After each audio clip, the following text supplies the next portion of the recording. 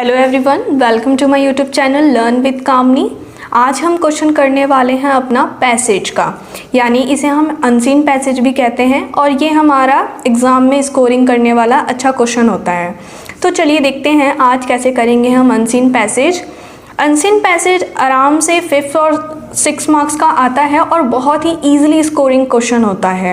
आपको अगर इसकी ट्रिक पता है और कैसे करना है और थोड़ी बहुत अगर आपको इंग्लिश आती है बनानी, तो बहुत ही ईजिली आप अपने 5 और 6 मार्क्स गेन कर सकते हैं। तो जैसे आज मैंने एक पैसेज लिया है, ये आपको पैसेज दिख रहा होगा, ठीक है। तो कोई भी पैसेज करने से पहले आपको करना क्या है, आपको पहले क्वेश्चंस पढ़ने हैं। क्वेश्चंस पढ़ने के बाद अगर आप पहला क्वेश्चंस पढ़ लें, जैसे कि what do tree do for us. अब हमें यहाँ पे समझ आ गया कि क्वेश्चन बोल रहा है कि ट्री हमारे लिए क्या करते हैं। तो चलिए अब हम पैराग्राफ पढ़ेंगे और उसका आंसर ढूंढेंगे। पैराग्राफ करने में, पैसेज करने में हमें ज़्यादा टाइम वेस्ट नहीं करना है, क्योंकि हमें ऑलरेडी एक पैसेज दिया हुआ है, उसमें से बस ढूंढ के ही लिखना है और अपने शब्दों में कभी कभी बना के भी लिखना होता है। तो हम इसमें ज़्यादा टाइम वेस्ट नहीं करेंगे। तो पहला क्वेश्चन हमने पढ़ा कि what do tree do for us, तो इसी के लिए हम करेंगे। पर चलिए पैसेज कर पढ़ते हैं पहले। Tree gives shade for the benefit of other while they themselves stand in the sun and endure the scorching heat. They produce the fruit by which other benefit. अभी हमने पढ़ा कि ट्रीज हमें शेड देते हैं और हमें फ्रूट्स देते हैं। तो पहली लाइन हमें मिल गया, पहला आंसर हमें बहुत ही ईजिली मिल गया। तो हम इसको कर लेते हैं। तो इसका होगा the tree gives us fruit, shade, और अगर आप और ऐड करना चाहें इसमें तो आप वुड लिख सकते हैं। तो देखिए कितना इजीली आपका 1 मार्क्स स्कोर हो गया। अब चलिए नेक्स्ट क्वेश्चन देखते हैं। Why is good man compared with gold. अच्छा इंसान गोल्ड की तरह क्यों कंपेयर किया जाता है। तो चलिए अब इसका देखते हैं। हमने यहाँ तक पढ़ा था बेनिफिट तक, अब आगे पढ़ते हैं। The character of a good man is like that of trees. एक अच्छे इंसान का कैरेक्टर ही ट्रीज की तरह होता है। What is the use of this perishable body if it not use for the benefit of Mankind. ये कह रहे हैं कि एक अच्छी खासी बॉडी का क्या यूज अगर वो किसी के काम ही ना आए। Sandalwood, the more it is rubbed, the more scent does it yield. Sugarcane, the more it is peeled out in cut piece, the more juice does it produce. ये कह रहे हैं कि जिस तरह सैंडलवुड को रगड़ा जाता है, इसी वो सेंट फैलाता है, इसी तरह शुगर केन को जितने भी टुकड़ों में बांटिए आपको उससे शुगर ही मिलेगा, शुगर जूस ही मिलेगा। उसके बाद अब आई गोल्ड का, हमें यहाँ से गोल्ड वाला आंसर चाहिए था, तो हम गोल्ड वाली रीडिंग करते हैं। Gold, the more it is burn the more brightly it shine. इससे क्या पता चल रहा है कि गोल्ड को हम जितना जलाते हैं वो उतना ही ज़्यादा शाइन करता है। The man who are noble at heart do not lose their qualities even by losing their lives. तो हमें यहाँ पता चल गया कि जो अच्छे इंसान हैं वो क्या होते हैं, अपनी लाइफ गंवा के भी वो अपनी क्वालिटीज़ नहीं खोते। वो अगर मर भी जाएं तो उनकी क्वालिटीज़ हमेशा इंसान याद रखता है। तो चलिए इसी को हम लिखते हैं। The good man is compared with God because a good man, या आप ये भी लिख सकते हो ही नेवर लिख सकते हो आप, वह भी लगा सकते हो आप। अ good man never loss his quality, ठीक है, never loss his quality even after losing his life. ठीक है, तो हमारा यही बन गया कि एक अच्छा इंसान अपनी क्वालिटीज़ कभी नहीं खोता, अगर वो मर भी जाए तो भी। ठीक है, तो ये हमें मिल गया। अब थर्ड क्वेश्चन पढ़ लेते हैं। What lesson do tree teachers. हमें क्या सबक सिखाते हैं ट्रीज। तो चलिए देखते हैं। What matters what men praise them or not। हमने यहाँ तक रीडिंग की थी। What difference does it make whether the riches abide with a home?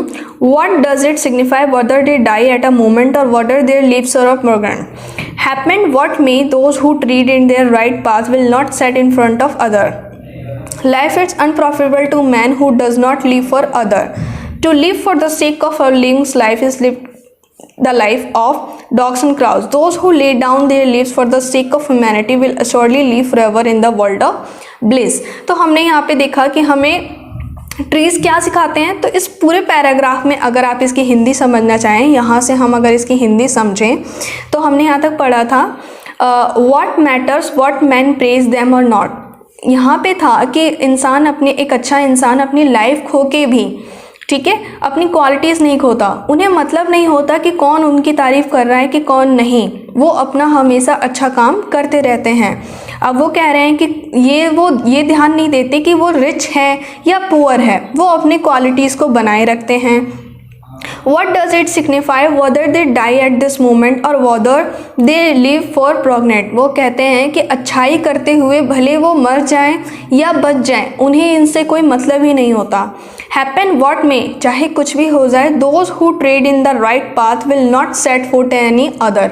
मतलब वो कह रहे हैं कि जो एक बार सही राह पे निकल जाते हैं, अपने कदम रख देते हैं, वो कभी किसी दूसरे पाथ पे नहीं जाते. Life itself is unprofitable to a man who does not live for other. Life itself मतलब ज़िंदगी खुद से ही इतनी अनप्रॉफिटेबल हो जाती है उन इंसान के लिए जो दूसरों के लिए नहीं जीते, यानी कि जो सेल्फिश होते हैं. To live for the mere sake of living one's life is to live the life of dogs and crows. अब वो कह रहे हैं कि मतलब दूसरों के लिए अगर आपको जीना सीखना है तो उनसे सीखिए, डॉग्स से और क्रोज से. ठीक है, तो चलिए हम इस क्वेश्चन का आंसर कर लेते हैं. What lesson do teachers. हमें यहाँ पे ट्री वाले इस पैराग्राफ से ये पता चला कि हमें दूसरों के लिए जीना चाहिए. तो हम इसका आंसर सिंपल लिख सकते हैं. The tree teachers to live for the benefit of other.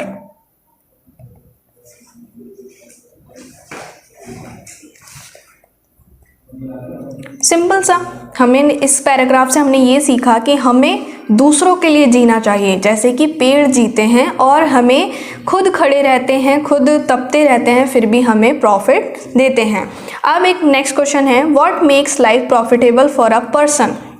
अब यही सेम क्वेश्चन मिलता जुलता है कि इंसान की लाइफ प्रॉफिटेबल कब होती है, जब वो दूसरों के लिए जीते हैं. अभी हमने इस पैराग्राफ में पढ़ा था, तो चलिए इसको भी हम बना के लिख सकते हैं. What makes life profitable for a person. तो यहाँ पे हम लिखेंगे for a person life is profitable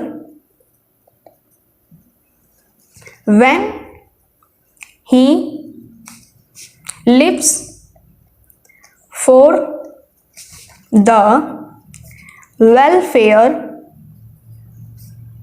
of other. मतलब वो जब दूसरों की अच्छाई के लिए जीता है तो उसकी लाइफ हम क्या होती है, प्रॉफिटेबल होती है. तो देखिए एक पैराग्राफ पढ़ने से बहुत ही ईजिली समझ आ गया और हम उसको ईजिली से बना भी सकते हैं. अब देख लेते हैं लास्ट क्वेश्चन क्या है. What should be the ideal of a good man.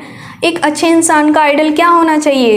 ये भी हमारा यही पैराग्राफ में था कि मतलब दूसरों के लिए ही जीना एक आइडल मैन की गुण होने चाहिए, क्वालिटीज़ होनी चाहिए.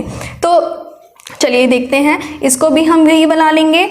The ideal of the good man is to live. आप इसको थोड़ा बड़ा भी कर सकते हैं.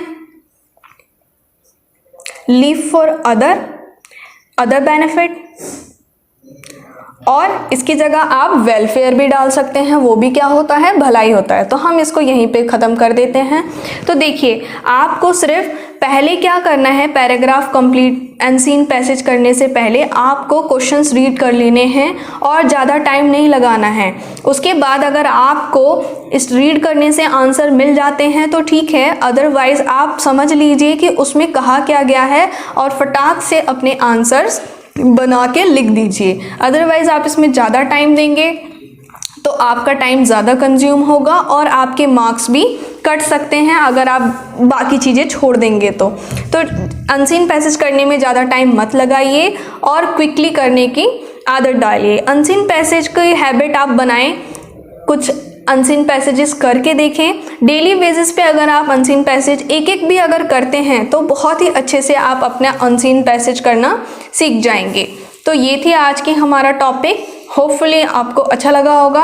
अगर आप और भी अनसीन पैसेज की वीडियो चाहते हैं तो मुझे कमेंट करके ज़रूर बताएं, या आपका कोई अपना टॉपिक है जो आप चाहते हैं जिस पर मैं वीडियो बनाऊं तो आप वो मुझे कमेंट करके ज़रूर बताएं। Thank you.